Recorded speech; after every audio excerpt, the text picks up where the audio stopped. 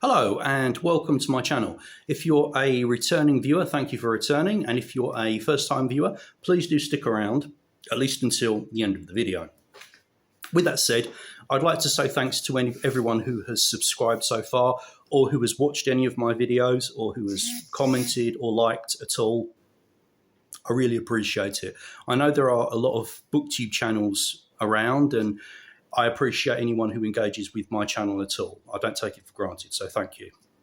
So right now we are going to be looking at my weekly wrap-up. So there are only two books in this wrap-up because I only finished two this week.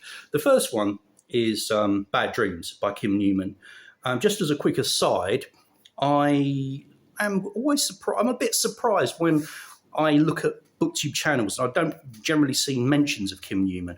He's not, in my opinion, like a really, really great horror writer, but his books, he's a good writer, and his books are a lot of fun. I mean, for example, I would rate him higher than, say, Dean Koontz. That might sound like I'm damning with faint praise, but I don't mean it like that at all. I do think he's a lot of fun. He's a very engaging writer, and he has some really, really good ideas. So, Bad Dreams, what is it about? What is it about, I mean?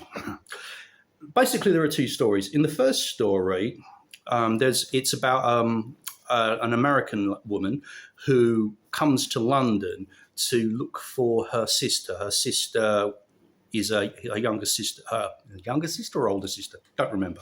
But her sister's gone missing, and her sister was a troubled person, to say the least. And basically, this woman gets drawn into a tangled web, which involves all kinds of dangers, at the heart of which is a kind of vampiric entity. So this is a really, really good story. It's very well written. It's very imaginative, and it's quite touching in places as well. It's kind of Kim Newman's kind of vampire. It's a vampire story, a little bit different from the Dracula kind of mythos, but in that same vein.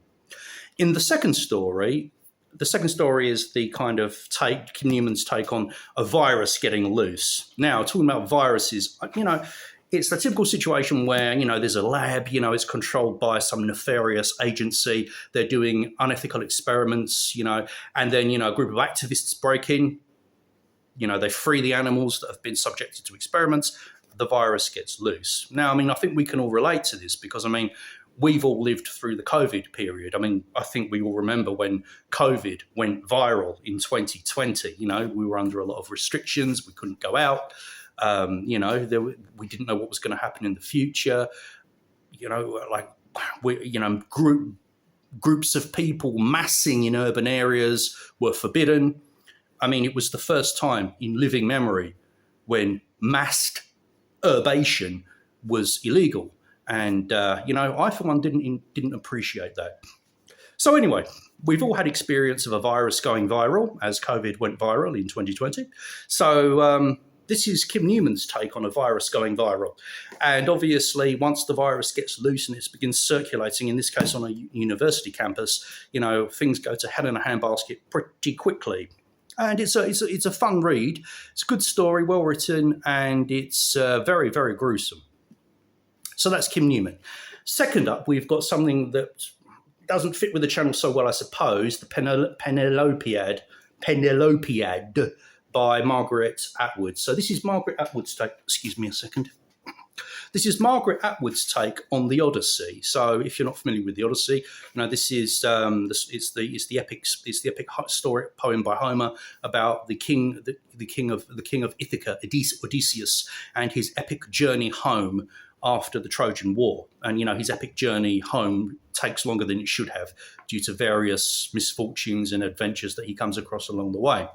And the Penelopiad it's basically the narrator. Our narrator is Penelope, his wife, and she talks about her early life. She talks about how she came to be betrothed to and married to Odysseus, her life with Odysseus, and her life while she's waiting for Odysseus to come home, because she has to wait 10 years to no, is it 10? It's 20. I think it's.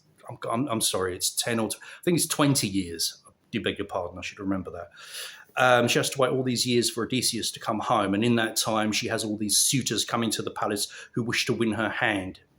Well, they want her kingdom and they want her treasure, but her hand is how they will achieve all that. So it talks about how she survives, manages his estates, manages these suitors who are all there basically camping out in her palace. But more than that, what this really is, I think, is it's Penelope's take on the Odyssey as seen from her point of view. But it's also, I would say, it's a feminist. I would describe it as a feminist novel as well, which basically points out the hardships that women have had to face throughout history and the injustices that women have had to face. And Penelope, of course, she's a queen, and she was highborn before marrying Odysseus. But Penelope makes it clear in her narrative that she was essentially and is essentially quite powerless, and she has to live by her, and she has to use her wits. She has to be intelligent, and she has to make, she has to play her cards very, very carefully, even though she's a woman right at the top of society. And then we see the perspective of the women at the bottom of the society, because she has 12 maids, which will become apparent if you read the story. Their importance becomes apparent, and these maids feature in the Odyssey as well. And these women are at the very bottom of the social scale, and what they have to do, what they have to go through, is graphically portrayed as well. And it's not a grim book. It's captivatingly written. It's a captivating story. The characterization is absolutely top notch. Penelope is a superb narrator. She actually narrates the story from Hades, because she's obviously dead, and she's narrating, looking back on things and telling us in the present day how things really were. It's, like I said, superbly written. It's gripping. It's very funny in places. It's extremely interesting. It's an absolutely great read. And while she might not tell you anything you don't already know, because I think we know that women haven't always had the best deal throughout history. It's really, really interesting, her take on how the women in this book, herself included, what they have to do in order to survive, what they have to suffer, what they have to compromise. And there's also, a nice juxtaposition between Penelope and her cousin Helen of Troy, who kicks off the whole Trojan War, and how they've got vastly differing attitudes towards, everything. Helen is the spectacularly beautiful one, supreme narcissist. Penelope is the kind of plainer one, the more down-to-earth, the more human, we could say. But I really, really couldn't recommend this book enough. I really couldn't recommend it. I mean, I would recommend it to anyone to read. It's just a superb read. This is only the second Margaret Atwood book I've read. I've read The Handmaid's Tale. I'm going to be reading Testaments soon as well. Okay, so that brings this review, this weekly wrap-up, to a wrap-up. I hope you enjoyed it, and I will see you on the next video. Thank you for watching. Goodbye.